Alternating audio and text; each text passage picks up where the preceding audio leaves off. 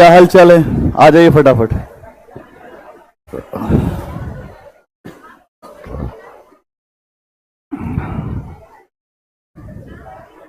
अब हम लोग को थोड़ा सा दक्षिण भारत पे आना है। कहां आना है?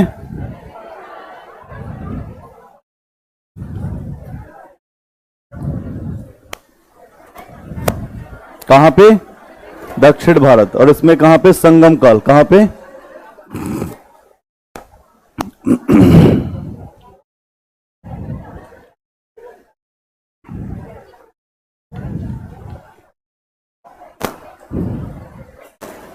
संगम मतलब क्या होता है? मिलना। क्या होता है संगम मतलब? मिलना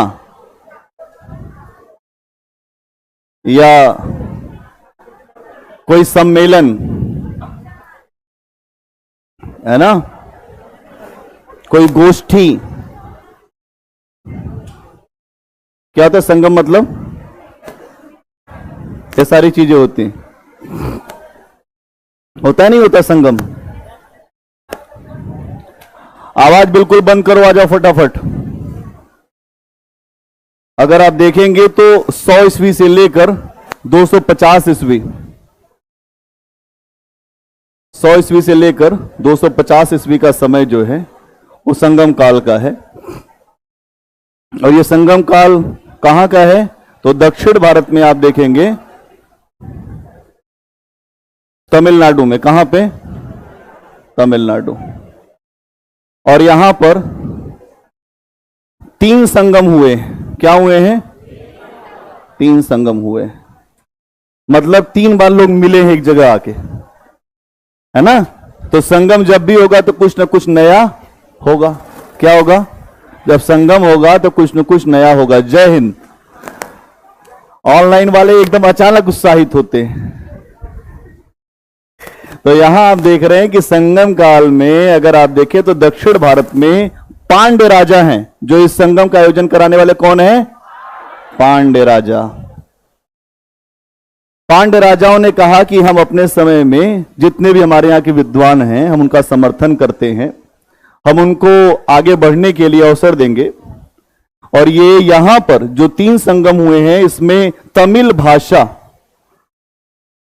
भाषा को ही प्रोत्साहन दिया गया है। इसी में ही सारी चीजें हुई हैं।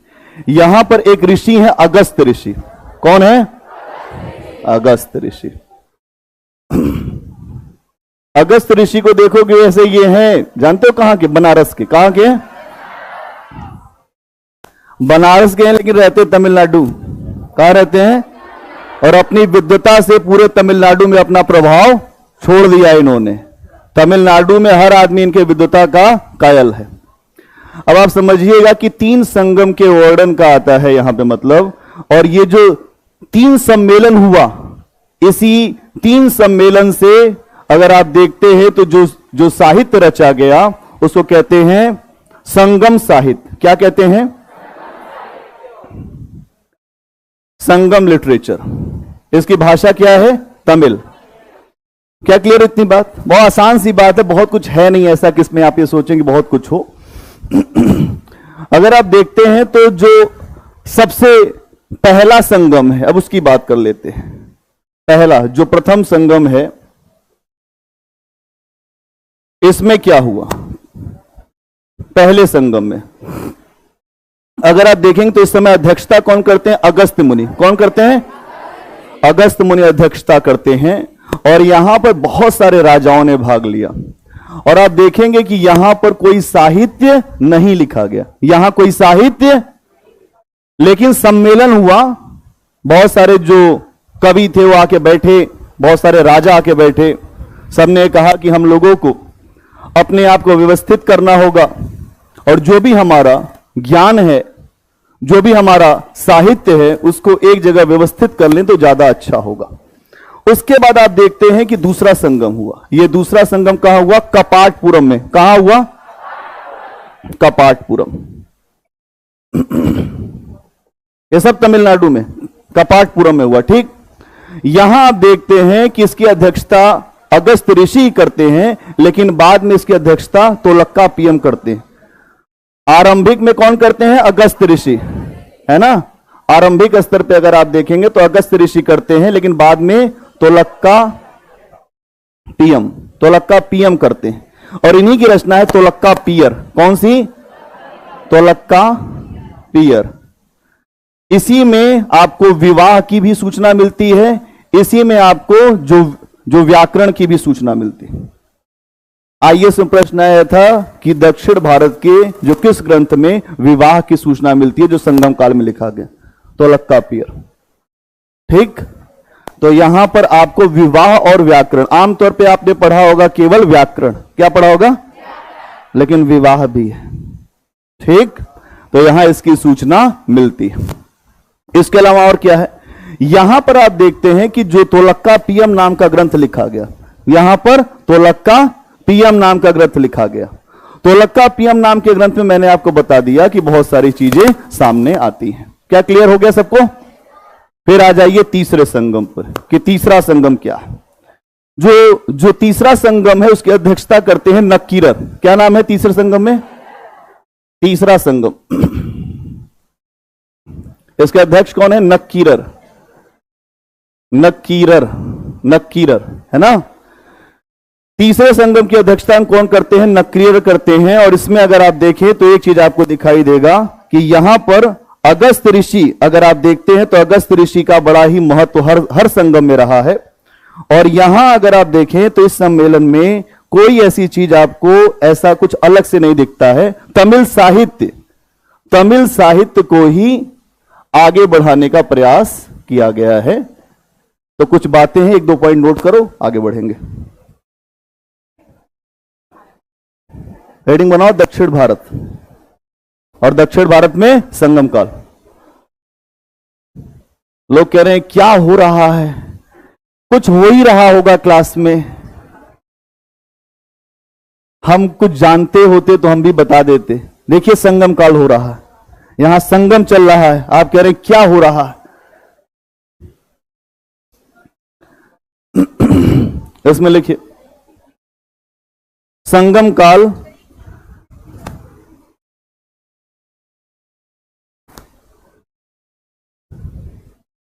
आज आपको एक मंसूर की कविता सुनाएंगे। मंसूर का नाम सुना है? अभी पहले इसको कर लो तब सुनाएंगे। अभी पहले लिख लो, फिर मंसूर पे बात आज होगी। मंसूर बहुत बड़े आदमी हैं।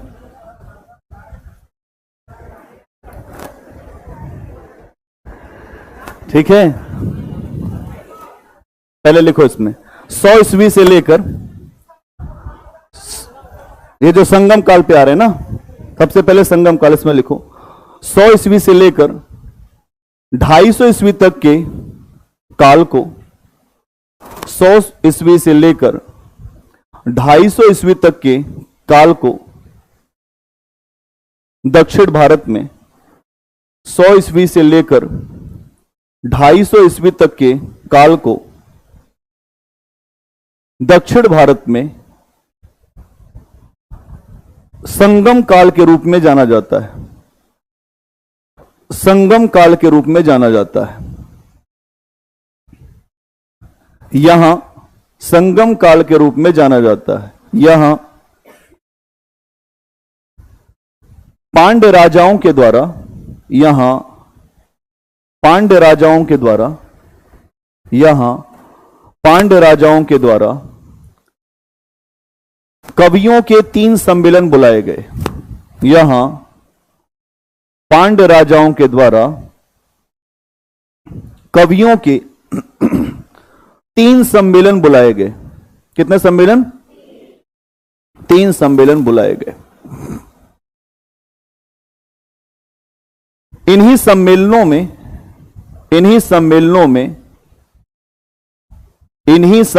में जो साहित्य लिखा गया, इन्हीं सम्मेलनों में जो साहित्य लिखा गया उसे संगम साहित्य कहते हैं।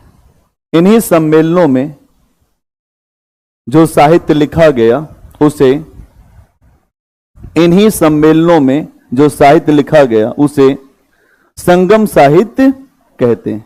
इसको कहते हैं फ्लो लिखने का। अभी आप जो लिख रहे हैं इसको कहते हैं फ्लो। लोग पूछते हैं फ्लो क्या होता है? फ्लो इसी को कहते हैं जो अभी आप लिख रहे हैं। एक एक बात इंटरलिंक होके आपके सामने आती जा रही है। आंसर राइटिंग में यही फ्लो चाहिए होता है ना। तो जो हमारा नोट्स आप लिख रहे हैं इसमें एक फ्लो है, अगर आप इसको ही पकड़ लेंगे तो आपको लिखना आ जाएगा। अगला पॉइंट बनाइए।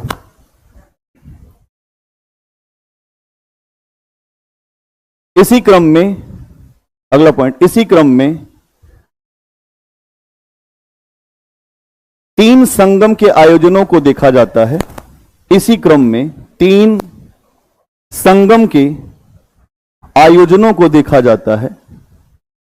इसी क्रम में तीन संगम के आयोजनों को देखा जाता है।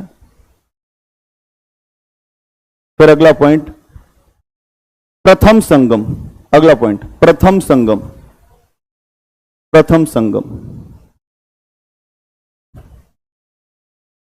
यह संगम मदुरा में हुआ। यह संगम मदुरा या मदुरई है ना, मदुरा या मदुरई। यह संगम मदुरई में हुआ। मदुरई, यह संगम मदुरई में हुआ, जिसके अध्यक्ष, यह संगम मदुरई में हुआ जिसके अध्यक्ष अगस्त्य ऋषि थे। जिसके अध्यक्ष अगस्त्य ऋषि थे। इस सम्मेलन में बहुत से राजाओं ने भाग लिया, जिसके अध्यक्ष अगस्त्य ऋषि थे। अगला, इस सम्मेलन में बहुत से राजाओं ने भाग लिया। बहुत से राजाओं ने भाग लिया। बहुत से राजाओं ने भाग लिया, किंतु यह स्थान जलमग्न होने के कारण समाप्त हो गया। किंतु यह स्थान जलमग्न हो गया। किंतु यह स्थान जलमग्न हो गया। और यहां लिखे किसी साहित्य की जानकारी नहीं मिलती। किंतु यह स्थान जलमग्न हो गया और यहां लिखे किसी भी साहित्य की जानकारी नहीं मिलती है। यहां लिखे किसी भी साहित्य की जानकारी नहीं मिलती है। इसका मतलब समझ पाए, हो सकता है कि कोई साहित्य यहां पर जो लिखा गया हो लेकिन वो मिला ही नहीं, जलमग्न हो गया ये इलाका ही। क्या बात समझ में आ रही है? इसलिए नहीं मिला क्योंकि यहां पर भी लोग बैठे थे तो जरूर कोई ना कोई बातें लिखी गई होंगी, लेकिन वो मिला ही नहीं हमारे को। अगर वो मिल जाता तो जरूर कोई ना कोई साहित्य होता। अगला पॉइंट, अगला पॉइंट बनाइए, दूसरा संगम। दूसरा संगम, यह संगम, दूसरा संगम, यह संगम कपाटपुरम में हुआ। यह संगम कपाटपुरम, कहीं लिखा है कपाटपुरम? यह संगम कपाटपुरम में हुआ। यह संगम कपाटपुरम में हुआ। प्रारंभ में इस संगम की अध्यक्षता, यह संगम कपाटपुरम में हुआ। प्रारंभ में इस संगम की अध्यक्षता अगस्त्य ऋषि ने की। प्रारंभ में इस संगम की अध्यक्षता अगस्त्य ऋषि ने की, लेकिन थोड़े समय के बाद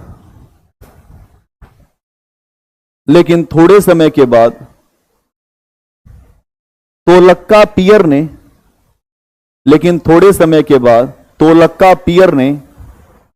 तोलक्का पियर, कहीं लिखा होगा तोलक्का पियर ने, अंडरलाइन कर दीजिएगा, तोलक्का पियर ने इसकी अध्यक्षता की। ये प्रश्न आए हुए हैं सारे, है ना। तोलक्का पियर ने अध्यक्षता की। अगला पॉइंट, इसी संगम में इसी संगम में तोलक्कापियम नामक ग्रंथ लिखा गया। इसी संगम में तोलक्कापियम, इसी संगम में तोलक्कापियम नामक ग्रंथ लिखा गया। तोलक्कापियम नामक ग्रंथ लिखा गया, जिसमें व्याकरण और विवाह के विषय में, जिसमें व्याकरण और विवाह के विषय में जानकारी दी गई है। जिसमें व्याकरण और विवाह के विषय में, विवाह के विषय में जानकारी दी गई है। आ जाए तीसरा संगम। थोड़ा थोड़ा गैप तो है ही, ये देख रहे हो कि जो 100 ईस्वी से लेकर 250 ईस्वी तक का समय है, तो एक जो लंबा समय चलेगा, इसमें 150-200 साल का समय चल रहा है लगातार, है ना। जो बीच बीच में अगर इसकी कोई ऐसी कोई निश्चित तिथि नहीं है कि इस समय हुआ, बस यहां यह समझिए कि जो 100 ईस्वी से लेकर 250 ईस्वी तक का पूरा काल है संगम काल, और उसी समय में संगम हुए हैं जो बीच बीच के अंतराल में। ठीक है, जब ये लग रहा है कि अब हमारा साहित्य आगे नहीं बढ़ रहा है, तो संगम का आयोजन हो रहा है, और वहां पे नए संगम, जो कुछ ऐसे जो ग्रंथ हैं, जो साहित्य है, वो लिखा जा रहा है। अगला पॉइंट बनाओ, तीसरा संगम। तीसरे संगम की अध्यक्षता नक्कीरर के द्वारा की गई। तीसरे संगम की अध्यक्षता नक्कीरर, ये लिखा हुआ है नक्कीरर। तीसरे संगम की अध्यक्षता नक्कीरर के द्वारा की गई। नक्कीरर, ये लिखा हुआ है नक्कीरर, देख लीजिए, नक्कीरर के द्वारा की गई। इसमें भी किसी साहित्य लेखन की जानकारी नहीं मिलती। इसमें भी किसी साहित्य लेखन की जानकारी नहीं मिलती। इसमें भी किसी साहित्य लेखन की जानकारी नहीं मिलती। अगला पॉइंट, तमिल साहित्य का जनक अगस्त्य ऋषि को माना जाता है। तमिल साहित्य का जनक, जो तमिल साहित्य है, तमिल साहित्य का जनक अगस्त्य ऋषि को माना जाता था। अगस्त्य ऋषि को माना जाता है। ठीक है, क्या क्लियर है इतनी बात?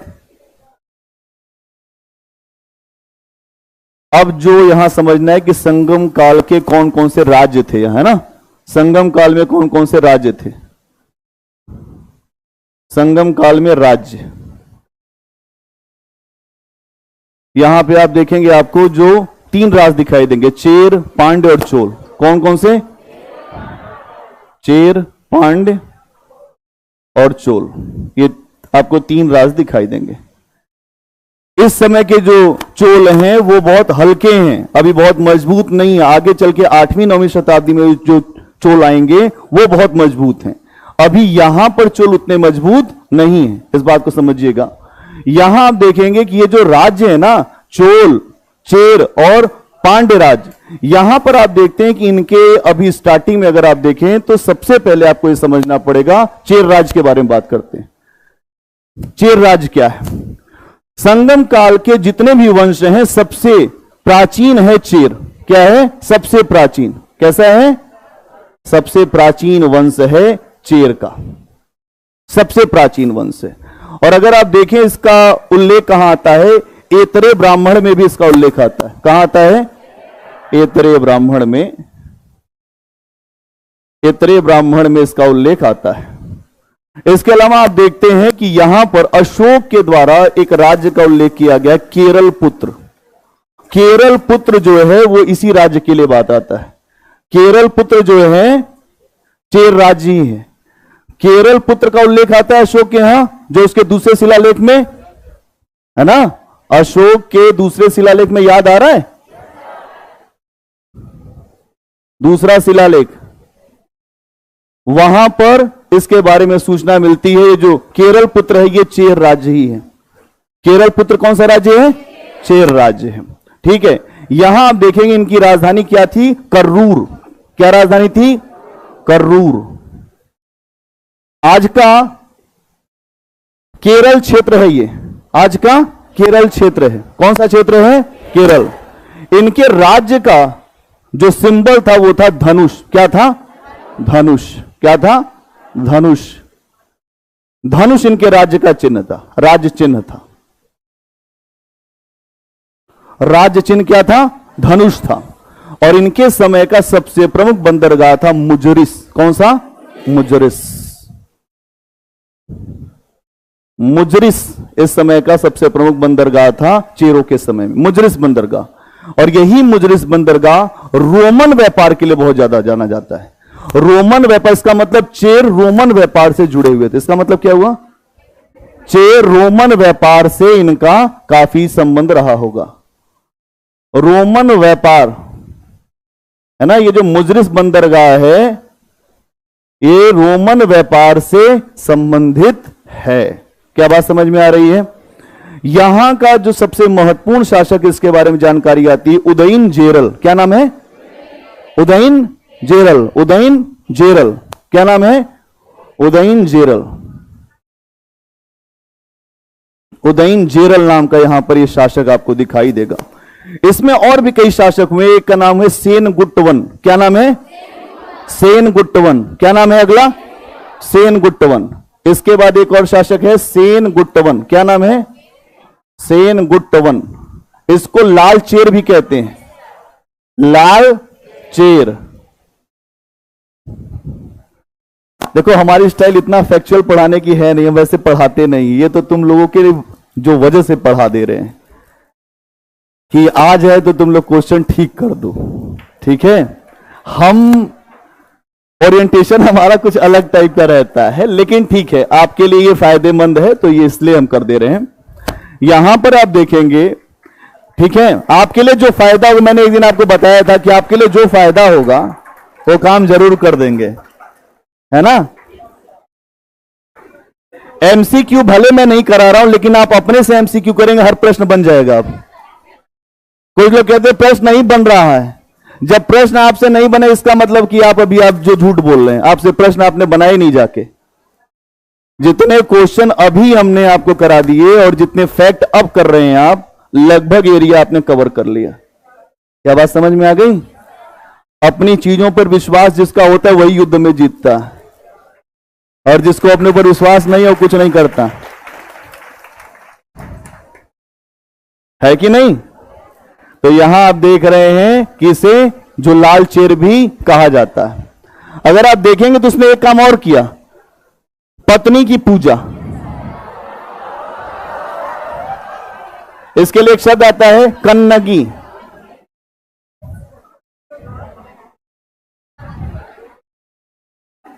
क्या किया? कन्नगी पूजा। और अगर आप देखेंगे तो यहां पर एक ऐसा शासक हुआ जिसका नाम हुआ है आदिगोमन। क्या नाम है? आदिगोमन। आदिगोमन नाम का जो शासक है, इसने अपने राज्य में सबसे पहले गन्ने की खेती शुरू कराई। गन्ने की खेती। किसकी खेती? गन्ने की खेती। गन्ने की खेती भी शुरू कराता है ना। अब आप देखेंगे कि यहां पर एक ऐसा शासक है जिसको यह कहा गया कि हाथी के आंख वाला शासक। इसी वंश में एक ऐसा शासक जिसकी आंख जो है हाथी की आंख के समान थी, इसका नाम था कुड्डी करईकल। कुड्डी करईकल। कुड्डी करईकल। इसको हाथी की आंख वाला कहा गया है। ये सब चीजें पता नहीं क्यों पढ़नी पड़ती है आप लोग के एग्जाम में। हाथी की आंख, हाथी की आंख वाला। हाथी की आंख है इसकी। कैसी आंख है? हाथी की आंख जैसे। ठीक है, अब यहां पर आप देखेंगे ये आपका एक वंश हो गया चेर वंश। क्या समझ में आया सबको? चेर वंश समझ में आ गया? तब लिख लिए 2-4 पॉइंट, फिर आगे बढ़े।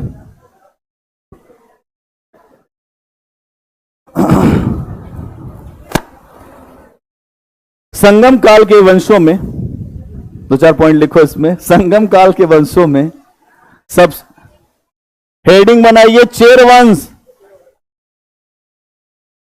आपके दिमाग से उड़ गया, अभी तो बता रहे हैं, इसी पे तो चल रहे हैं, चेर वंश पे। एग्जाम में क्या होगा, अभी दिमाग से निकल जाएगा। तो चेर वंश, इसमें लिखिए संगम काल के वंशों में, संगम काल के वंशों में सबसे प्राचीन, संगम काल के वंशों में सबसे प्राचीन चेर वंश था, चेर वंश था। इसका उल्लेख, चेर वंश था, इसका उल्लेख ऐतरेय ब्राह्मण में भी मिलता है। इसका उल्लेख ऐतरेय ब्राह्मण, कहीं लिखा है, कहीं लिखा जरूर होगा, हां ये यहां ऐतरेय ब्राह्मण में मिलता है। इसका उल्लेख ऐतरेय ब्राह्मण में मिलता है। इसके अलावा अशोक के दूसरे शिलालेख में, इसके अलावा अशोक के दूसरे शिलालेख में इन्हीं को केरल पुत्र कहा गया है। अशोक के दूसरे शिलालेख में इन्हीं को केरल पुत्र कहा गया है, केरल पुत्र कहा गया है। वर्तमान में इनका क्षेत्र, अगला पॉइंट, वर्तमान में इनका क्षेत्र केरल के आसपास का था। वर्तमान में इनका क्षेत्र केरल के आसपास का था। वर्तमान में इनका क्षेत्र केरल के आसपास का था और इनकी राजधानी कर्रूर थी। इनकी राजधानी कर्रूर, कर्रूर और एक नाम मिलता बंजी। इनकी राजधानी कर्रूर थी और वहीं ब्रैकेट में लिख दीजिएगा बंजी। इनकी राजधानी कर्रूर थी या बंजी, यहां लिखा हुआ है कर्रूर के आगे। अगला पॉइंट, इनका राज चिन्ह, इनका राज चिन्ह धनुष था। इनका राज चिन्ह धनुष था। इस वंश के, इनका राज चिन्ह धनुष था। धनुष बाण होता है ना, धनुष, राज चिन्ह धनुष था। इस वंश का, अगला पॉइंट, इस वंश का प्रमुख बंदरगाह मुजरिस था। इस वंश का प्रमुख बंदरगाह मुजरिस था। मुजरिस, मुजरिस था, मुजरिस था, जो रोमन व्यापार का एक बड़ा केंद्र था। जो रोमन व्यापार का एक बड़ा केंद्र था।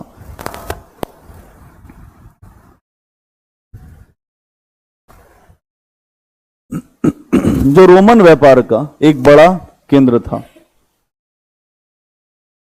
अगला पॉइंट, इस वंश में कई शासक दिखाई देते हैं।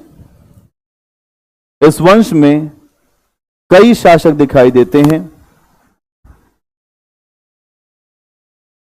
जैसे उदयन जेरल, जैसे उदयन जेरल, ये लिखा है उदयन जेरल, उदयन जेरल, र ल है, उदयन जेरल, वहीं लिख दीजिएगा पहला शासक है ये, उदयन जेरल।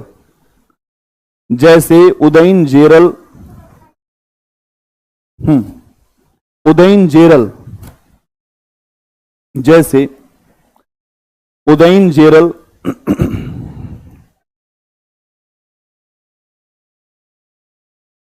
इसके बारे में यह, इसके बारे में यह कहा जाता है, इसके बारे में यह कहा जाता है कि इसने महाभारत के युद्ध में लड़ने वाले सैनिकों को, इसके बारे में यह कहा जाता है कि इसने महाभारत के युद्ध में लड़ने वाले सैनिकों को भोजन कराया था। क्या कराया था? भोजन। इसका मतलब महाभारत का युद्ध भी इसी समय आसपास बता रहे हैं। महाभारत के युद्ध में लड़ने वाले सैनिकों को भोजन करवाया था। तो किसने करवाया था? किसने कराया था? किसने कराया था? बहुत बढ़िया। अगला पॉइंट, इसी वंश में सेन गुट्टवन नाम का शासक हुआ। इसी वंश में सेन गुट्टवन, आगे ऊपर लिखा, इसी वंश में सेन गुट्टवन नाम का शासक हुआ। इसी वंश में सेन गुट्टवन नाम का शासक हुआ, जिसे लाल चेर भी कहा जाता है। जिसे लाल चेर भी कहा जाता है। इसने अपने समय में पत्नी पूजा को शुरू कराया। इसने अपने समय में पत्नी पूजा को शुरू कराया। देखिए कितने लोग उत्साहित हैं, एकदम पूजा करनी चाहिए। इसने अपने समय में पत्नी पूजा को शुरू कराया और इस पूजा में श्रीलंका के शासक को भी बुलाया। और इस पूजा में श्रीलंका के शासक और पड़ोसी राजाओं को भी बुलाया। और इस पूजा में श्रीलंका के शासक और पड़ोसी राजाओं को बुलाया कि पत्नी की पूजा करें। देख लो तुम लोग भी, अपने यहां भी जाके करो। क्या करो? अच्छी परंपराएं हर जगह फैलनी चाहिए। यहां तो बोलने के लिए है कि यत्र नारस्तु पूज्यन्ते तत्र देवता रमन्ते, कहे जहां नारियों की पूजा होती वहां देवता रहते हैं। और भारत सबसे ज्यादा समस्या नारियों के साथ ही है, जो कहते हैं उसी का उल्टा करते हैं। हाँ, पति की पूजा होना चाहिए। पति का मतलब जानते हो क्या होता है? क्या होता है बताओ? इज्जत रखने वाला। पत, पत मतलब शब्द कहां से बना है? इज्जत रखने वाला। और आज के समय में जितने पति आपको अधिकतर दिखाई देंगे उसमें समस्या है। और फिर वो ये जो संकल्पना बना के रखेंगे हमारी इज्जत होती रहे। एक दूसरे के सम्मान से ही प्रतिष्ठा और इज्जत मिलती है। अगर सम्मान नहीं एक दूसरे का तो फिर इज्जत के लिए आप बहुत अपील मत करिए। एक तरफा इज्जत मत मांगिए। एक तरफा इज्जत जब भी आप लेंगे तो समस्या है और उसकी आपको डिमांड भी नहीं करनी चाहिए। इसीलिए एक पति कहे गए भगवान। कौन पति हैं? इसीलिए मीराबाई ने कहा कि ऐसे पति को क्यों बरूं जो जन्मे मर जाए। तो असली पति तो कोई और है जो इज्जत रखता है। जब तक द्रौपदी जो है अपने पतियों को बुलाती रही तब तक कुछ काम बना नहीं बना ना। खूब बुला रही थी कि भीम तुम तुम्हारे पास इतनी शक्ति है, तुम्हारे पास इतने 1000 हाथियों का बल है, तुम नहीं कुछ बोलते हो। अर्जुन को ललकारा, सबको कहा, भीष्म पितामह को कहा, सब नीचे देख रहे गर्दन। कभी कभी ऐसा समय आता है कि जब एक ही सहारा काम करता है तब वहां ऊपर वाले को आदमी बुलाता है कि अब कोई नहीं बचा पाएगा, अब आ जाओ। तब कृष्ण ने कहा कि भाई अब मेरी रक्षा है तुम्हारे ऊपर। और जब कृष्ण आए तो द्रौपदी ने बहुत डांटा कृष्ण को, हमारी सारी दुर्दशा हो गई तब तक नहीं आए। तो कृष्ण ने कहा ऐसा है कि तुम अपने पतियों को बुला रही थी, हमें बुला नहीं रही थी, और जब हमको बुलाए तो हम आ गए। यह है भावना का खेल सारा। जहां जिसकी भावना वैसा ईश्वर उसको दिखता है। जाकी रही भावना जैसी, प्रभु मूरत देखी वैसी। समझ गए? तो पति की परीक्षा लेने वाले अपने अंदर ही बड़ा सुधार करना पड़ेगा पतियों को, तब जाके पत्नी से उम्मीद कर सकते हैं आप। अगला राज्य बनाइए पांड्य वंश।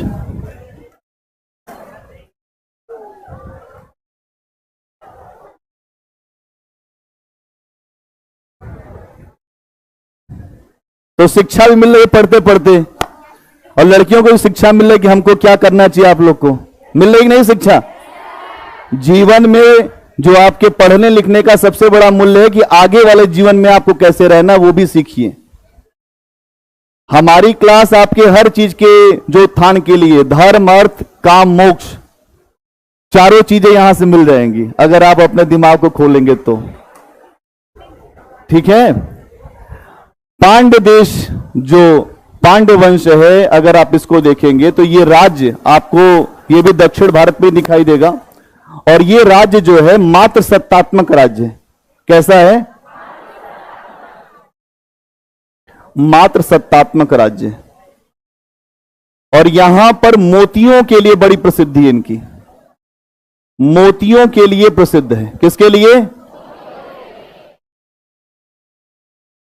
मोतियों के लिए पांड्यराज बहुत ज्यादा प्रसिद्ध है। अगर आप इनका क्षेत्र देखना चाहें तो तमिलनाडु का दक्षिणी हिस्सा इनका क्षेत्र है। तमिलनाडु का दक्षिणी हिस्सा, तमिलनाडु के दक्षिणी हिस्से में इनका राज्य आपको दिखाई देगा। ठीक है। अगर आप देखेंगे इनकी राजधानी क्या थी? मदुरई। क्या राजधानी थी? मदुरई। बहुत बढ़िया। इनकी राजधानी क्या दिखेगी आपको? मदुरई। मदुरई इनकी राजधानी आपको मदुरई दिखेगी। इनका राजकीय चिन्ह है मछली। क्या है? बहुत बढ़िया, मत्स्य। जो अगर जिसका जो राजकीय चिन्ह होगा मछली तो वहां पे होगा मत्स्य न्याय। मत्स्य न्याय जानते हो क्या होता है? जो मछली होगी बड़ी उसी का शासन चलेगा। छोटी मछलियों को वैसे ही बड़ी मछली खा जाती, पता है? नहीं पता? मत्स्य न्याय बड़ा खतरनाक होता है। छोटे व्यक्ति को वहां जीना नहीं है, वहां केवल एक ही शासक, एक ही शासिका, जो सबसे बड़ी मछली। जब व्हेल मछली चलती है तो छोटी मोटी मछलियां वैसे ही मर जाती हैं उसके चलने भर से, और जो समझदार मछलियां होती हैं उसकी पीठ पे बैठ जाती है। ऐसी मछलियां हैं, उसको कहते हैं सहजीविता। क्या कहते हैं? वो ऊपर बैठ जाती, क्या हमको मरना नहीं है, उसको ये सब पता ही नहीं चलता कितने लोग मर रहे हैं कितने लोग जी रहे हैं। ऊपर बैठ के आराम से रहती, ऊपर बैठ जाती। ये भी इकोलॉजी और एनवायरनमेंट का बहुत अच्छा सिद्धांत है। जब आपसे कुछ न हो पाए तो जो शक्तिशाली लोग हैं उन्हीं के ऊपर सवार हो जाइए, नहीं अपने आप जीवन पार हो जाएगा। बड़ी अच्छी स्थिति है। इसको क्या कहते हैं? सहजीविता। क्या कहते हैं? सहजीविता। यहां का एक जो शासक जिसका नाम है नोडियोन। क्या नाम है? नोडियोन नाम का शासक यहां आपको दिखाई देगा। ठीक है, नोडियोन नाम का शासक दिखाई देगा। इस राज्य की खास बात क्या है? ये समुद्र पूजा करते हैं। क्या करते हैं? क्या करते हैं? समुद्र पूजा यहां आपको दिखाई देगी। समुद्र पूजा आप जानते हैं भगवान राम भी करते हैं, है ना? और यहां का जो सबसे इंपॉर्टेंट शासक था उसका नाम था नेडुजेलियन। क्या नाम था? नेडुजेलियन।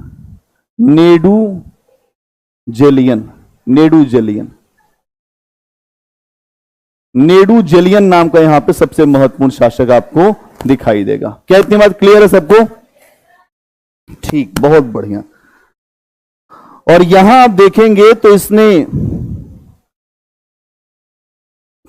पांड्य वंश के राजाओं का अगर आप देखेंगे तो जो रोमन शासक थे उनके साथ अच्छा संबंध था। रोमन शासकों के साथ अच्छा संबंध था। कैसा संबंध था? अच्छा संबंध था। इसका मतलब यहां पर भी रोमन व्यापार आपको बहुत बेहतर दिखाई दे रहा होगा, है ना?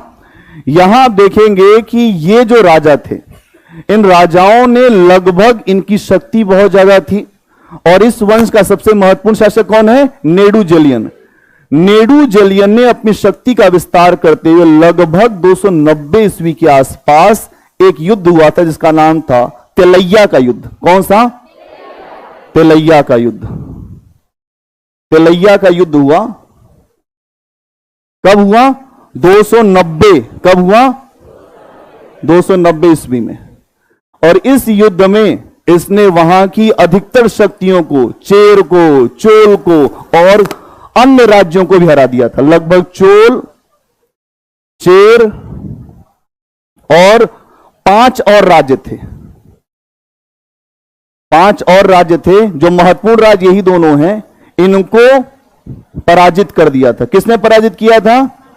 ये जो इसका क्या नाम है, नेडूजलियन। क्या नाम है? नेडूजलियन ने सबको पराजित कर दिया। इसका मतलब कि नेडूजलियन जो है अपने समय का एक शक्तिशाली शासक रहा होगा, और जिसने अपने सामर्थ्य को, अपनी शक्ति को और इस राज्य को, पांड्य राज्य को एक नए शिखर पे पहुंचाने का काम किया होगा। ठीक है। अगर आप देखेंगे कि एक तो इनका रोम के राजाओं के साथ बड़ा अच्छा संबंध था, और रोम का राजा था आगस्टस। क्या नाम था? आगस्टस। क्या नाम था? आगस्टस। आगस्टस के साथ इसके अपने ये दूत भेजता था। आगस्टस के दरबार में इसने अपना दूत भेजा था। इसकी राजधानी जो मदुरै थी, उसको त्योहारों के लिए जाना जाता है। खूब त्योहार मनाए जाते थे, रोज त्योहार। अगर आप जाएंगे तो दक्षिण भारत में रोज त्योहार होता है। वैसे हमारे यहां इधर भी होता है, कुछ न कुछ कोई त्योहार होगा। आज एकादशी, फिर छोटी एकादशी, फिर ये वाला त्योहार, फिर ये त्योहार। तो यहां आप देखेंगे कि मदुरै को त्योहारों का शहर कहा जाता है। तो यहीं पे एक बात और आ जाएगी कि मदुरै त्योहारों का शहर है। किसका शहर है? त्योहारों का शहर है। अगर आप कभी आपको दक्षिण भारत जाने का अवसर मिले, वहां के लोग बहुत ज्यादा जो शांति प्रिय हैं, यहां की तरह से नहीं है। वहां हर आदमी बहुत कम बात करता है, जो सलीके से बात करेगा, हिसाब किताब से बोलेगा, और वहां का अलग कल्चर आपको दिखाई देगा। केरल आप जाएंगे तो अभिभूत हो जाएंगे, तमिलनाडु जाएंगे आपको सब परेशान कर देंगे, जानते रहेंगे हिंदी फिर भी नहीं बोलेंगे। उनकी आदत है, हिंदी से उनको पता नहीं क्यों चिढ़ है। वहां का माहौल अलग है, केरल का माहौल अलग है। केरल में लोग बहुत अच्छे हैं, लेकिन तमिलनाडु में अगर आप जाके देखेंगे तो वहां के लोग थोड़े से कट्टर हैं। अपने आप को लेकर, अपनी चीजों को लेकर बहुत ज्यादा कट्टर है। वहां पे नाम आपको क्या मिलेगा? हिटलर। क्या नाम मिलेगा? हिटलर। वहां पे नाम ऐसे ही रखते, स्टालिन, क्रांतिकारी टाइप का। केरल में जाएंगे तो वहां पे हमेशा आपको साम्यवादी सरकार दिखेगी, हमेशा से साम्यवादी सरकार रहती। क्यों? क्योंकि जब आपकी सोसाइटी में बहुत ज्यादा एजुकेशन का लेवल आता है, तो फिर होता है कि ऐसी सरकार जहां सबके लिए बराबरी हो, ये हो वो, उसमें भी खतरा होता है कि जो साम्यवादी सरकार में मुखिया होता है, वो अपने आप को ही सबसे महान नेता घोषित कर देता है।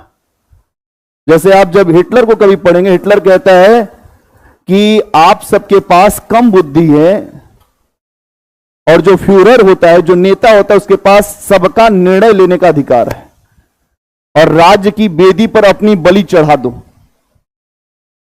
मतलब समझ पाए?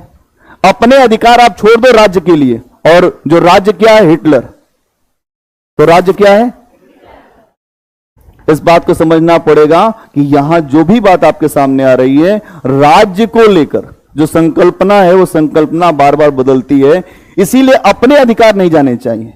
कोई भी व्यवस्था है, आपके व्यक्तिगत अधिकार खत्म नहीं होने चाहिए। आपका व्यक्तिगत अधिकार, कुछ लोग ऐसे होते हैं कि दूसरे के प्रभाव में आ जाते हैं, कहे हमको नहीं सर कोई अधिकार नहीं, वो आदमी वैसे ही खत्म हो जाएगा। 1975 में देश में इमरजेंसी लगी थी, अब सबको पता है। इमरजेंसी लगी, उसके बाद हर आदमी जो है, जो भी बोलने वाला था, सब जेल में डाल दिए गए। इंदिरा गांधी जी के पुत्र थे संजय गांधी जी, उन्होंने बहुत सारे नियम लगा दिए कि नसबंदी होगा, फिर ये होगा, फिर ये होगा, फिर ऐसा कर देंगे। भगदड़ मच गई। जितने बड़े नेता हैं सबको जेल में डाल दिया गया, और जो विरोध करने वाले उनको भी जेल में डाल दिया गया। एक बूढ़ा व्यक्ति जो यहां पर बैठे थे बिहार में, जो कभी पद नहीं लिए, महात्मा गांधी के बहुत बड़े सहयोगी थे जयप्रकाश नारायण, कभी पद नहीं लिए। जब युवा एकदम निराश था, तब जयप्रकाश नारायण उठे, बूढ़ा आदमी एकदम उठा, और यहीं पे जो गांधी मैदान पे दहाड़ना शुरू किया कि भाई अब जो सिंहासन खाली करो की जनता आती है। जयप्रकाश नारायण को आप समझिए, यहां पे जब जब युवाओं के पास रास्ता नहीं रहा है, तो अनुभवी लोगों ने रास्ता दिया, और वही जयप्रकाश नारायण की ही पौध से ये सारे नेता निकले हैं। लालू प्रसाद यादव, ये जो नीतीश कुमार, मुलायम सिंह यादव, ये सब वहीं से निकले हैं। जब बड़ी पौध कोई खड़ी होती है, जो संघर्ष करती है, उसी से कुछ लोग निकल के आते, वही मक्खन है ये लोग। ये क्या है? नवनीत है। क्या है? क्योंकि वहां से आंदोलन खड़ा हुआ। तो जयप्रकाश नारायण को समझना पड़ेगा कि कभी भी राष्ट्रीय आंदोलन में संघर्ष करने के बाद कोई पद नहीं लिए, लेकिन जब देश को बहुत ज्यादा विपरीत परिस्थिति में देखे तो खड़े हो गए खुद ही। और जाके जो दिल्ली में खूब इंदिरा गांधी को खूब दड़काया वहां पे, तुम तो गूंगी गुड़िया थी, इतना बोल रही, इमरजेंसी लग गई। सबसे पहले जयप्रकाश नारायण के पीछे लोग पड़े, लेकिन जयप्रकाश नारायण खाटी नेता थे। जो पुराना नेता होता है वो खाटी नेता थे। खाटी नेता मतलब जमीन से जुड़ा हुआ, उसको पता होता हकीकत क्या है। जेपी का नाम ही काफी है। आज भी आंदोलन छेड़ता है, सबसे पहले उन्हीं का नाम लेते लोग, नहीं लेते। जयप्रकाश नारायण मतलब नाम है एक क्रांति का। इमरजेंसी में बहुत सारे लोगों ने अपने देश को बचाने के लिए प्रयास किया, तब आप यहां बैठे, लोकतंत्र बचा है। लोकतंत्र ही नहीं बचता। जिस लोकतंत्र की आप बात कर रहे हैं, इमरजेंसी में उसी लोकतंत्र को मार दिया गया था। कोई पत्रकारिता नहीं, कुछ नहीं, जो बोले तुरंत जेल। अपने ही देश में ऐसा माहौल था। इसलिए आप देखें 1977 में जनता पार्टी की सरकार आई। समझिए पूरी बात। इस देश में बहुत कुछ देखा है आपने, महाभारत देखा होगा, उस पर चलता है मैं समय हूं। यहां के समय ने सब कुछ देख रखा है, और फिर वैसा ही समय आएगा तो फिर जनता खड़ी हो जाएगी। इसलिए लोग कहते हैं सरकार, कोई सरकार कुछ नहीं कर सकती, एक लिमिट के बाद ऊपर जाएगी, वैसे ही जनता पीछे पड़ जाएगी। तो यहां अपने आप को अवेयर करना है। और एजुकेशन का वास्तव मतलब यही है कि आपके भीतर जागरूकता आए, नहीं तो शिक्षा का कोई मतलब नहीं है।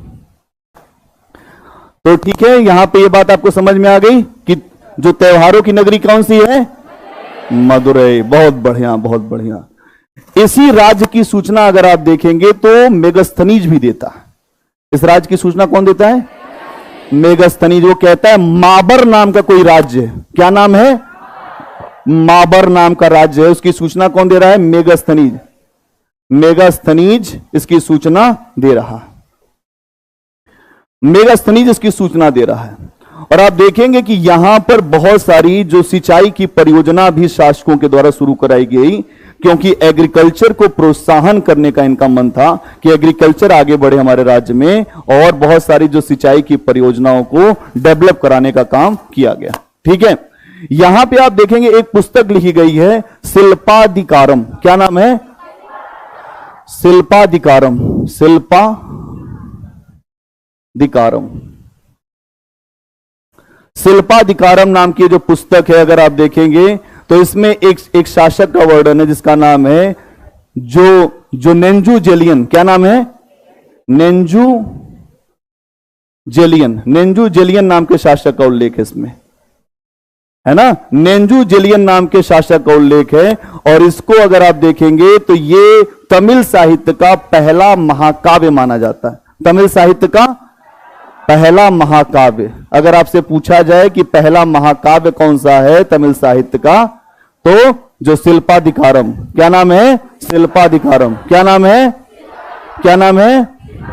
बहुत बढ़िया। कुछ बातें नोट करिए, फिर आगे बढ़ेंगे।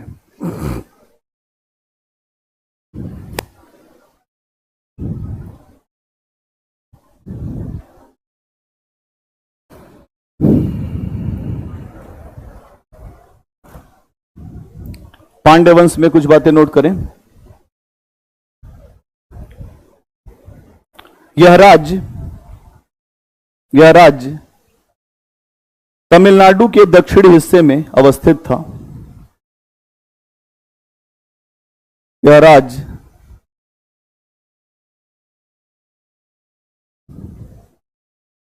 राज्य तमिलनाडु के दक्षिणी हिस्से में अवस्थित था। यहां के समाज में हमें मात्र सत्तात्मक व्यवस्था दिखाई देती है। यहां के समाज में हमें मात्र सत्तात्मक व्यवस्था दिखाई देती है। मात्र सत्तात्मक व्यवस्था दिखाई देती है। मात्र सत्तात्मक व्यवस्था दिखाई देती है।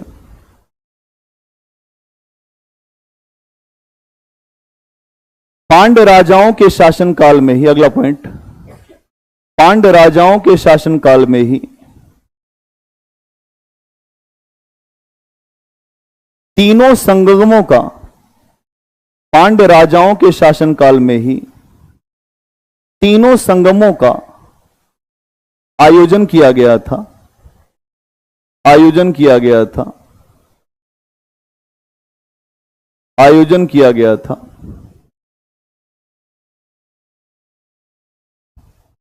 इस वंश की पहली जानकारी, इस वंश की पहली जानकारी मेगास्थनीज की, इस वंश की पहली जानकारी मेगास्थनीज के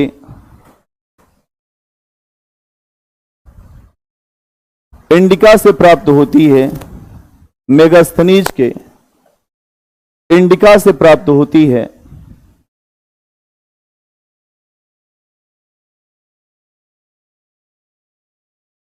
इनकी राजधानी, अगला पॉइंट, इनकी राजधानी मदुरई थी, इनकी राजधानी मदुरई थी, इनकी राजधानी मदुरई थी।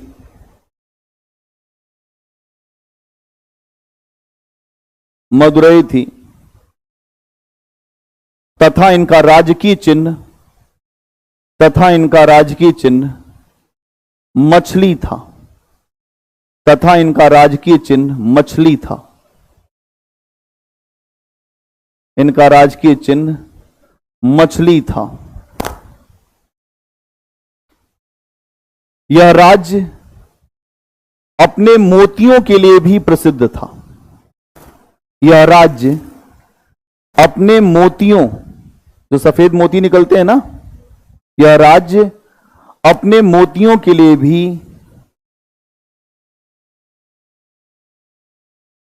प्रसिद्ध था,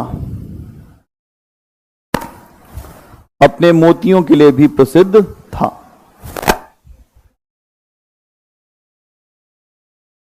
अगला पॉइंट, इस वंश का सबसे महत्वपूर्ण शासक नेडुजेलियन था। इस वंश का सबसे महत्वपूर्ण शासक नेडुजेलियन था, जिसने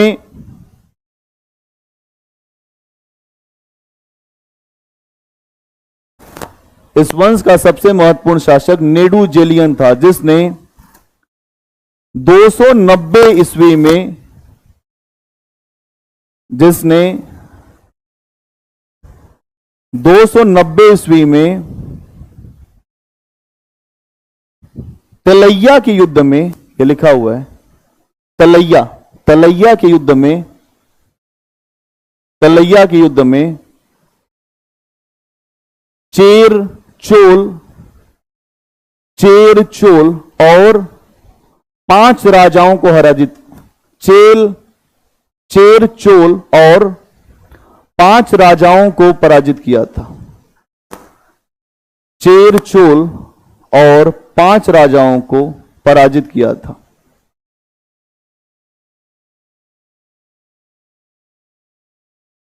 पांच राजाओं को पराजित किया था। अगला पॉइंट,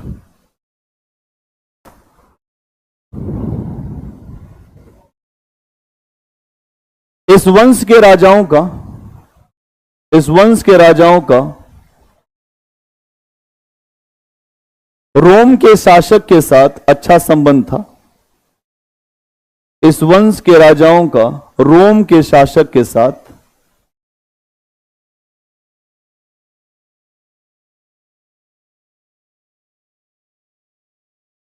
अच्छा संबंध था। अभिषेक जी बताइए, ऑनलाइन में अभिषेक जी बताइए क्या डाउट है, बोलिए बोलिए बोलिए। कौन सा किस्सा, क्या डाउट है बताओ, पहले तुम डाउट बताओ अपना।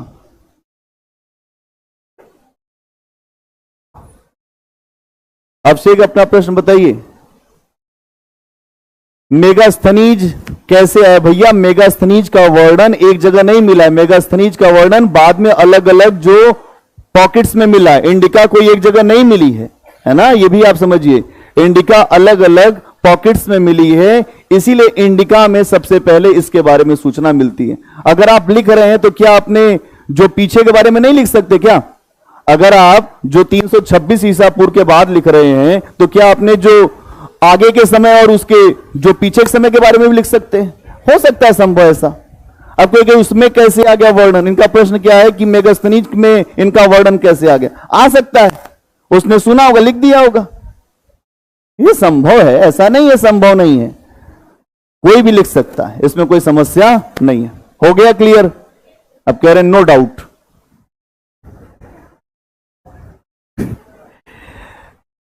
क्या लिखा था अभी? रोम के राजा के साथ? अच्छा ठीक है, अगला पॉइंट इसी में लिखिए। यहां के शासकों ने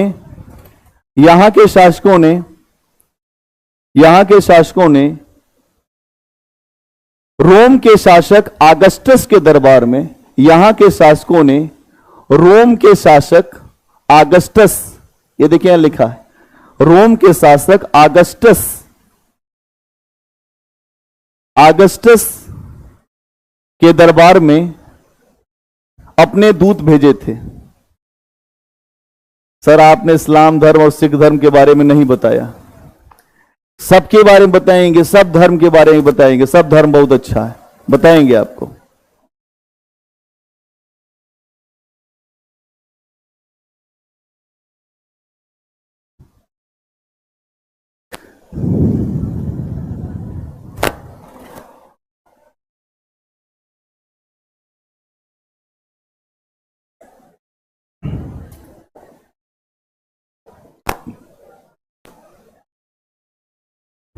क्या लिखा था? अगस्टस के दरबार में भेजा था। अगला पॉइंट बनाइए। कहानी सुनाएंगे भी भाई, कहानी सुनाए भी, समय है अपने पास। अपना टारगेट पहले उसको पूरा करना है, बिना टारगेट पूरा किए काम नहीं। लिखो आगे। इनकी राजधानी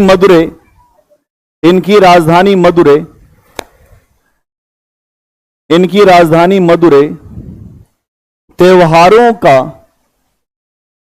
शहर कहा जाता है। इनकी राजधानी मदुरै त्योहारों का शहर कहा जाता है। त्योहारों का शहर कहा जाता है मतलब क्या है कि हर दिन होली, हर दिन दिवाली, हर दिन कोई उत्सव है ना, कोई ना कोई उत्सव मन रहा हो तभी तो।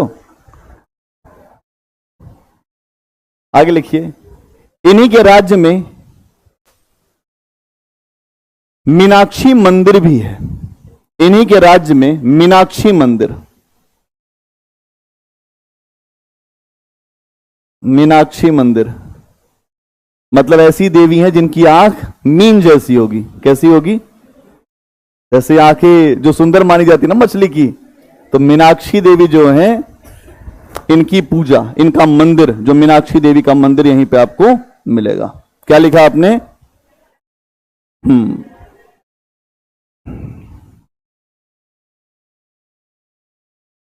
एक पॉइंट और लिखो। इस राज्य के बारे में जानकारी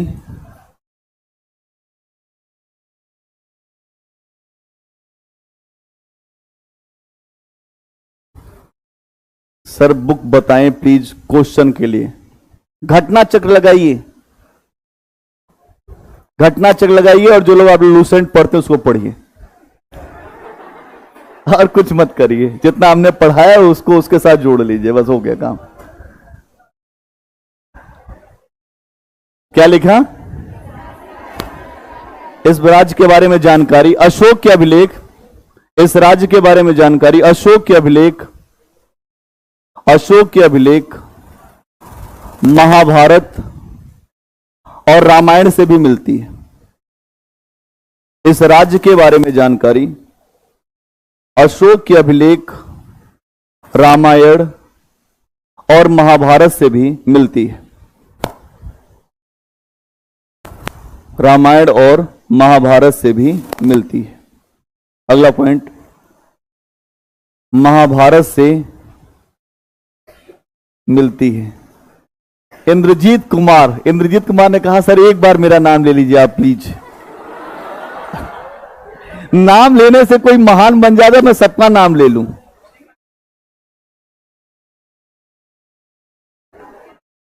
क्या लिखा? अगला पॉइंट बनाओ। इस वंश के बारे में जानकारी, अगला पॉइंट बनाइए। इस वंश के बारे में जानकारी मेगस्थनीज भी देता है। इस वंश के बारे में जानकारी मेगस्थनीज भी देता है। वह इसके लिए माबर नाम बताता है। वह इसके लिए माबर वह इसके लिए माबर नाम बताता है। माबर नाम बताता है। वह इसके लिए माबर नाम बताता है। जो ये वाली जो पुस्तक है, जो शिल्पाधिकारम, ये जो सितले सत्यनारायण की पुस्तक है ना?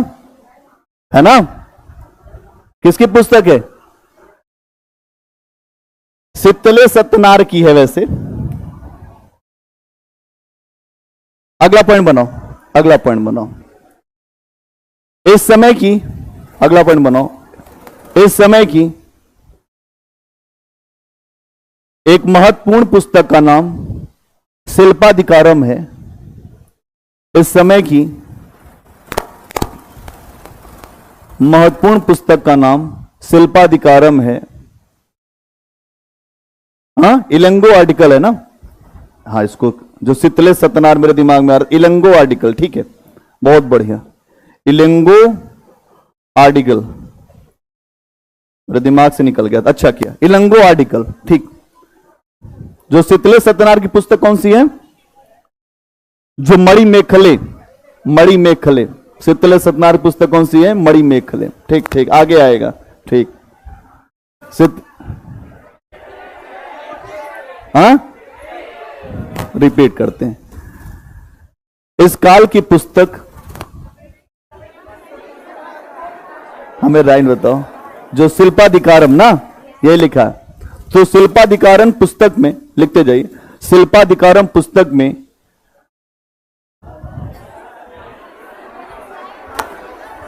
एक बार मैं आपको पूरी लाइन बोल दे रहा हूं। इस समय की एक पुस्तक, एक लाइन फिर से लिख दो भैया। इस समय की एक पुस्तक शिल्पाधिकारम मिलती है। इस समय की एक पुस्तक शिल्पाधिकारम मिलती है, जिसमें नेडू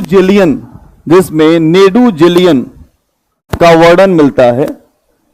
जिसमें नेडू जेलियन का वर्णन मिलता है, जिसके लेखक इलिंगो आर्डिगल हैं। जिसके लेखक इलिंगो आर्डिगल हैं। जिसके लेखक इलिंगो, ये लिखा हुआ इलिंगो आर्डिगल, जिसके लेखक इलिंगो आर्डिगल हैं। आवाज नहीं आई? जिसके लेखक इलिंगो आर्डिगल हैं, ये लिखा है इलिंगो पीछे से।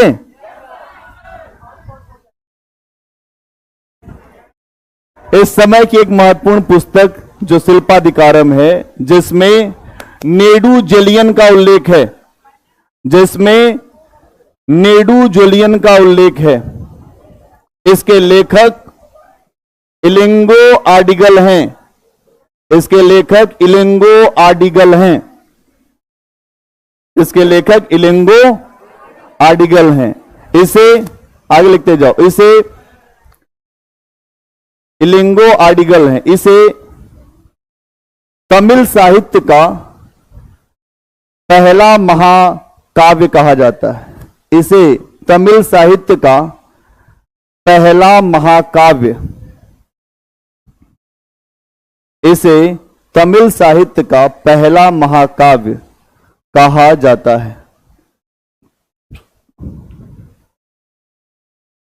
पहला महाकाव्य कहा जाता। जो किसी ने लिखा है कि आपने सर मेरा नाम लिया, मैं पुलिस अधीक्षक बन के ही दिखाऊंगा। बन के दिखा दिए, बहुत अच्छा, इससे अच्छा क्या होगा यार। आप बन जाएंगे तो बड़ा अच्छा रहेगा। देखिए एक बड़ा अच्छा है जो मंसूर का, बड़ा अच्छी ये बातें हैं। मंसूर एक बहुत बड़े संत हुए हैं। अब आ जाइए थोड़ी देर उस पर बात करें, मंसूर पे। इसके बाद बात करेंगे, मंसूर का नाम सुना है? नहीं सुना है। मंसूर, किसी ने मंसूर का नाम सुना है? कोई ऐसा क्लास में? नहीं। ये आपके ऊपर की बात जाने वाली है। इसका मतलब ये है कि आप ऐसी जानकारी लेने वाले हैं जहां आप कुछ नहीं जानते।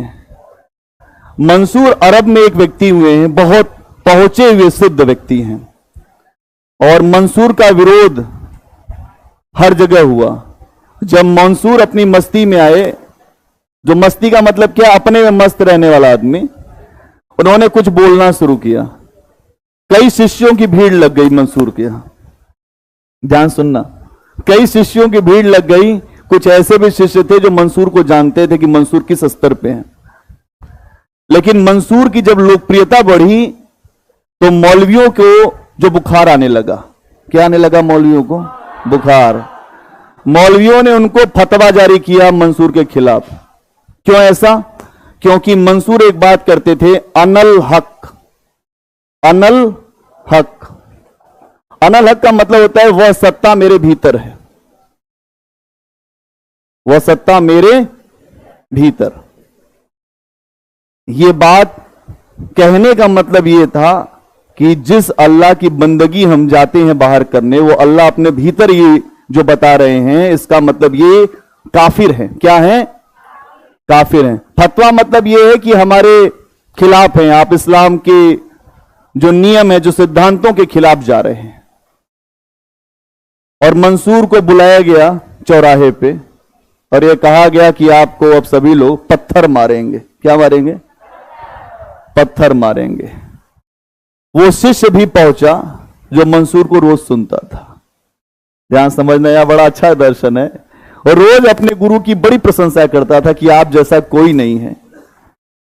उस दिन उसको भी वहां पे जो मौलवियों ने कहा कि अगर तू पत्थर नहीं मारेगा ना तो आज तेरी गर्दन उतार देंगे।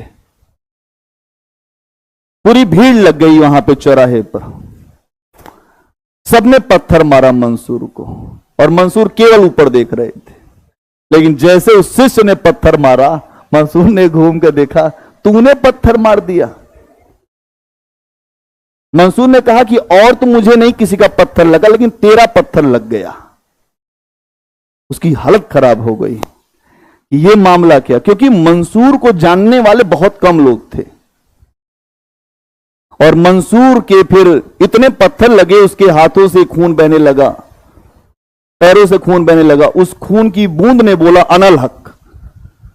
शोर हो गया उस पूरे मार्केट में। जो लोग पत्थर चला रहे थे उनकी भी हालत खराब हो गई, और जो लोग पत्थर चलवा रहे थे उनकी भी हालत खराब हो गई। सब मंसूर के पैरों में गिर पड़े कि ये बहुत भारी संत हैं, इनकी खून की बूंद ही बोलती है अनल हक। क्या बोलती है? यही बात बोलते हैं शंकराचार्य, अहम ब्रह्मास्मि। अब मैं आपको लिंक करके बता रहा हूं कि देखिए कितने बड़ा दर्शन है। शंकराचार्य यही बात कहते हैं, ब्रह्मम सत्यम जगत मिथ्या जीव ब्रह्म हो ना पर अहम ब्रह्मास्मि। इसका मतलब यह है कि मैं ही ब्रह्म हूं। मंसूर ने यही तो बात कही। आपके भीतर ही वो बैठा है, और आपने अगर उसको पहचान लिया तो हर व्यक्ति आपका है, और अगर आपने उसको नहीं पहचाना तो पूरी दुनिया आपकी शत्रु है। मंसूर ने अपने शिष्य से कहा कि हर व्यक्ति नहीं पहचानता है, उसकी गलत बात, वो नहीं जानता है, लेकिन तूने जान के मारा, ये तेरी बड़ी गलती है। तो यहां उन्हीं का ये एक बहुत अच्छा है। एक जगह वो कहते हैं कि तू दैरो हरम का मालिक है। क्या कहते हैं? तू दैरो हरम का मालिक है, बस इतनी करम मुझ पे कर दे। क्या कर दे? इतनी करम मुझ पे कर दे। काबे के तरफ ये रुख ना सही। काबे के तरफ मेरा रुख नहीं है, कोई बात नहीं, तू रुख की तरफ काबा कर दे। देखिए कितनी बड़ी बात कह रहे हैं। काबे के तरफ ये रुख ना सही, तू रुख की तरफ काबा कर दे। तू दैरो हरम का मालिक है। फिर से समझा भी दूंगा, तू दैरो हरम का मालिक है, बस इतनी करम मुझ पे कर दे, इतनी कृपा कर दे। तुम इतने महान ईश्वर हो भाई, ईश्वर हैं आप महान हैं, मैं मूर्ख आदमी हूं। आपके हाथ में तो हर चीज है, जो प्रलय भी है, उत्थान भी है, आपके हाथ में हर चीज है, तो आप इतना तो कर ही सकते हैं। काबे के तरफ ये रुखना सही, मेरा रुख नहीं है काबे की तरफ, मैं नहीं जानता हूं, लेकिन आप अगर शक्तिशाली हैं तो रुख की तरफ काबा कर दो, आप मेरे रुख की तरफ, मैं जिधर खड़ा हूं उधर काबा कर दो। इसी अवस्था में थे आपके गुरु नानक देव जी। वो गए मक्का और अपना पैर करके लेट गए जो मस्जिद के सामने।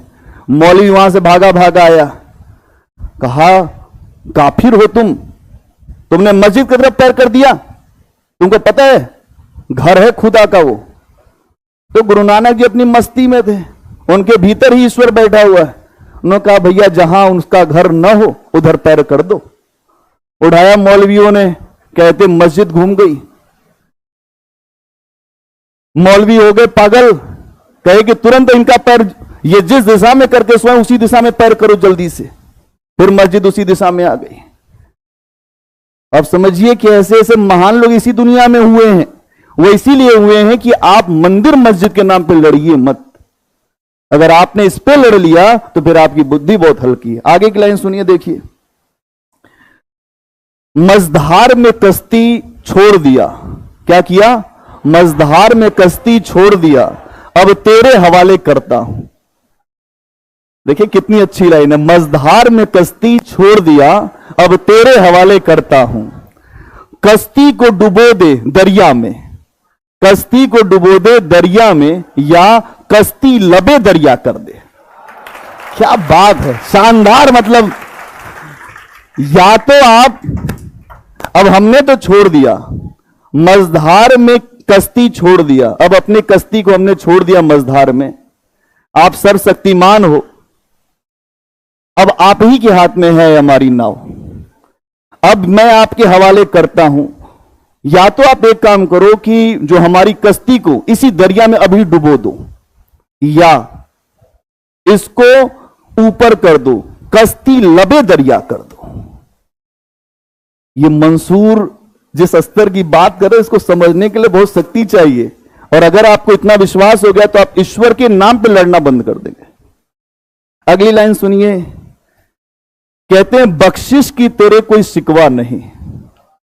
क्या बात है, बख्शिश की तेरे कोई शिकवा नहीं, कि आपने मुझको जो दिया उससे कोई भी मुझे दुख नहीं है। यहां हर आदमी रोता है, भगवान आपने मुझको कैसा बना दिया, और सुंदर बना देते, और अच्छी जाति में बना देते, और ऊपर वाले में बना देते, या राजा घर में पैदा कर देते। लेकिन मंसूर कोई दिक्कत नहीं है। मंसूर कह रहे हैं बख्शिश की तेरे कोई शिकवा नहीं, बस इतनी गुजारिश है, बेशक एक इतनी गुजारिश अगर आप मेरी सुनवाई करें, बस इतनी गुजारिश है बेशक, तू छीन ले दर्द मेरा। देखिए क्या यहां पे लाइन है, तू छीन ले दर्द मेरा, या दर्द भरी दुनिया कर दे। मतलब तू छीन ले मुझसे दर्द मेरा, या दर्द भरी दुनिया कर दे। भाई या तो जो मेरा दर्द है ये लोग समझते नहीं है, ये सब पत्थर मार रहे हैं। अगर ये हमें पत्थर मार रहे हैं तो इनके भीतर भी वही दर्द पैदा कर दो जो मेरे भीतर, जिससे मैं पागल हूं। ये लाइन इस बात का संकेत है कि मंसूर की अवस्था क्या रही होगी, कि तू छीन ले मुझसे दर्द मेरा, या दर्द भरी दुनिया कर दे। तू दैरो हरम का मालिक है, बस इतनी करम मुझ पे कर दे। एक लाइन और यहां सुनिए, क्या हाल बया मैं तुझसे करूं, क्या हाल बया मैं तुझसे करूं, या हाल है बया जो मुझसे तेरा। मतलब जो मेरा हाल है वो आपसे बयां होता है, और जो आपका हाल है वो मुझसे बयां होता है। तू चाहे तो अगर अनहद की दर्द भरी दुनिया कर दे। अगर तू चाह दे तो हर व्यक्ति के अंदर यही अनहद आ जाएगा। यहां इसका मतलब समझ पा रहे हैं, ये कह रहे हैं कि मैं क्या हाल बयां करूं तुझसे, कोई हाल मैं बयां नहीं कर पा रहा हूं, और आपसे ही मेरा हाल भी बयां होगा। मैं अपने बारे में ना आपके बारे में समझा पाता हूं, और मैं ये सोचता हूं कि आप मेरे बारे में समझाओगे। कुछ हो नहीं पा रहा है। अगर तू चाहे अगर तो अनहद की आवाज भरी दुनिया कर दे, तू दैरो हरम का मालिक है, बस इतनी करम मुझ पे कर दे।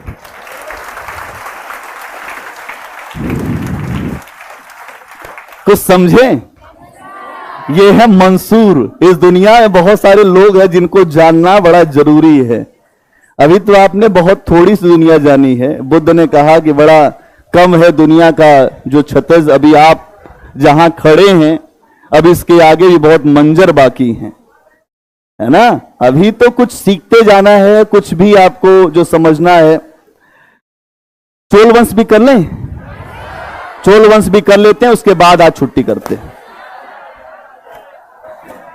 इतना उत्साह आ गया आपके अंदर, अब तो चोल वैसे भी कर सकते भाई। चोल वंश,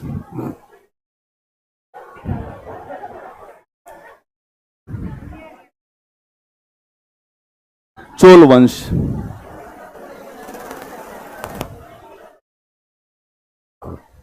इसके बारे में अगर आप देखेंगे तो हमें जानकारी मिलती है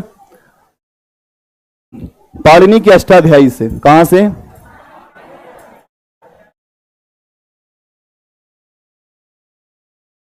पाणिनि की अष्टाध्यायी से जानकारी मिलती है। और यह राज्य आपको तमिलनाडु के पूर्वी हिस्से में दिखाई देगा। तमिलनाडु के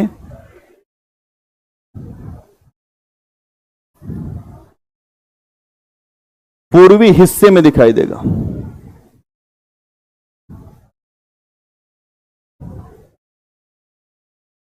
तमिलनाडु के पूर्वी हिस्से में दिखाई देगा, ठीक है।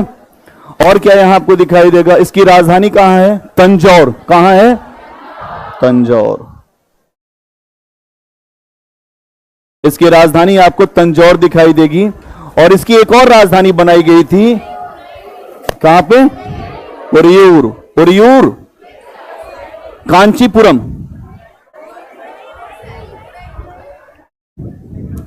एक और राजधानी है कांचीपुरम। उरियूर भी उसी का नाम है, कांचीपुरम का नाम ही उरियूर है। ठीक, खुश? चलिए, बहुत बढ़िया। अगर आप देखेंगे तो यहां पर इन्होंने अपनी शक्ति का प्रदर्शन किया। चोल राजाओं ने, इनके यहां जो राजकीय चिन्ह बना है बाघ है। क्या है? बाघ। बाघ क्या है? राजकीय चिन्ह। अगर ऐसे भी नोट कर लोगे तो कोई बुरा नहीं है। ऐसे भी नोट कर लोगे तो कोई बुरा हो जाएगा, हो जाना चाहिए। नहीं हो पाएगा? हो जाएगा? नहीं हो पाएगा? अगर ये बताओ कि जो नहीं हो पाएगा वो हाथ उठाएं पहले।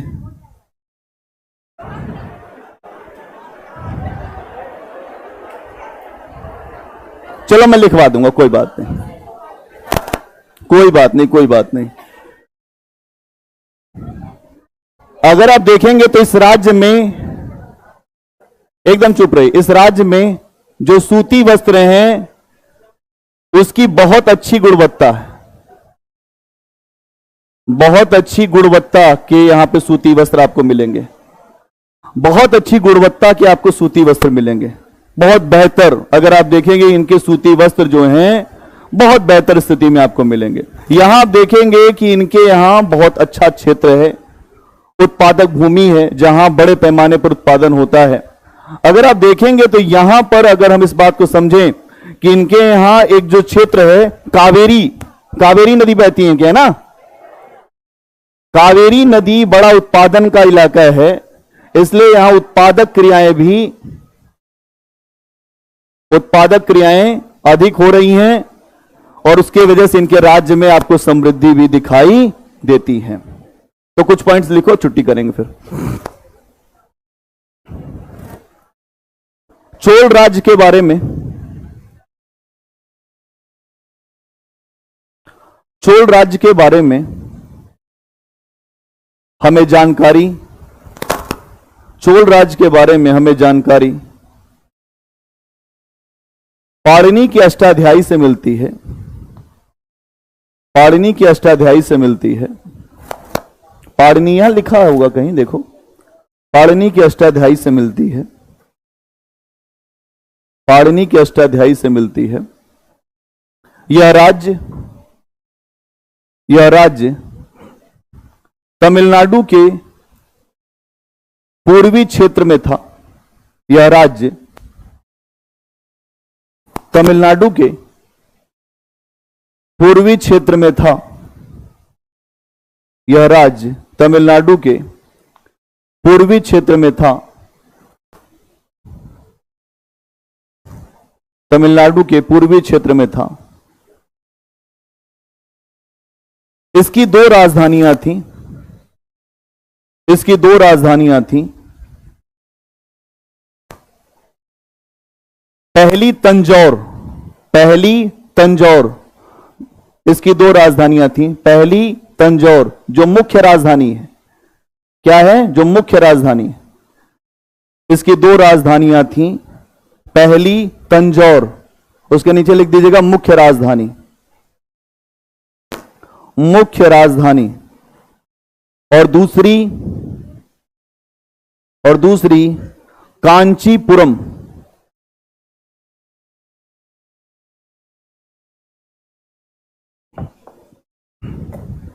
और दूसरी कांचीपुरम, उसके नीचे उरियूर। कांचीपुरम, उरियूर वहीं लिखा हुआ है। अगला पॉइंट, इनका राजकीय चिन्ह बाघ था। इनका राजकीय चिन्ह बाघ था। यह क्षेत्र अपने सूती वस्त्र के लिए, यह पूरा क्षेत्र, यह क्षेत्र अपने सूती वस्त्र के लिए अत्यधिक प्रसिद्ध था। यह क्षेत्र अपने सूती वस्त्र के लिए अत्यधिक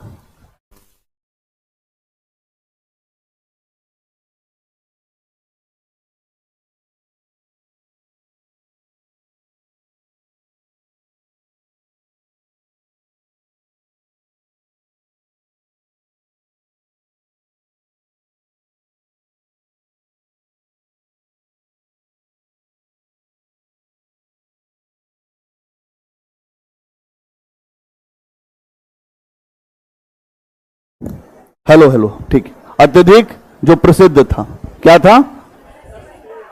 अत्यधिक प्रसिद्ध था। अगला पॉइंट बनाइए। यहां कावेरी नदी का उत्पादक क्षेत्र था। यहां कावेरी नदी का उत्पादक क्षेत्र था, जो इनकी समृद्धि का बड़ा कारण था। यहां कावेरी नदी का उत्पादक क्षेत्र था, जो इनकी समृद्धि का बड़ा कारण था। जो इनकी समृद्धि का बड़ा कारण था। अगला पॉइंट, इस वंश का सबसे शक्तिशाली शासक, इस वंश का सबसे शक्तिशाली शासक करिकाल था। क्या नाम था? करिकाल। इस वंश का सबसे शक्तिशाली शासक करिकाल था, जिसने श्रीलंका की विजय की थी। क्या किया था? अंडरलाइन कर देना। जिसने श्रीलंका, किसकी? श्रीलंका। हमेशा हारे थे ये सब, जो है कभी नहीं जीते श्रीलंका वाले आज तक। जो शुरुआत से ही हारते हैं, कभी राम से हार गए, फिर यहां हार गए, हारते ही रहते हैं। एक बार बंधक बना लाया था राजेंद्र। राजेंद्र कहा कि चलो तुम बंधक बन के चलो, तो समझिएगा यहां पर कि श्रीलंका राज्य को जीत लिया था। अगला पॉइंट बनाइए। इसके द्वारा कावेरी नदी पर, इसके द्वारा, करिकाल के द्वारा, इसके द्वारा कावेरी नदी पर 160 मीटर लंबा बांध बनवाया गया। इसके द्वारा कावेरी नदी पर 160 160 मीटर 160 मीटर लंबा बांध बनवाया गया, जो भारत का पहला बांध है, जो भारत का पहला बांध है। अगला पॉइंट, करिकाल के द्वारा ही पुहार नामक बंदरगाह भी विकसित कराया गया। करिकाल के द्वारा ही पुहार, एक बंदरगाह है पुहार, पुहार नामक बंदरगाह भी विकसित कराया गया। पुहार नामक बंदरगाह भी विकसित कराया गया। पुहार नामक, इसका अब नाम क्या है? कावेरी पट्टनम। क्या नाम है? कावेरी पट्टनम। इसके द्वारा पुहार नामक बंदरगाह भी विकसित कराया गया, जिसका भी नाम कावेरी पट्टनम है। ठीक है, तो चलिए, बहुत बढ़िया। कल क्लास है ना, जो हमारी क्लास होगी कल 12:30 बजे से। कितने बजे से? वही होती है, 12:30 ही होती है।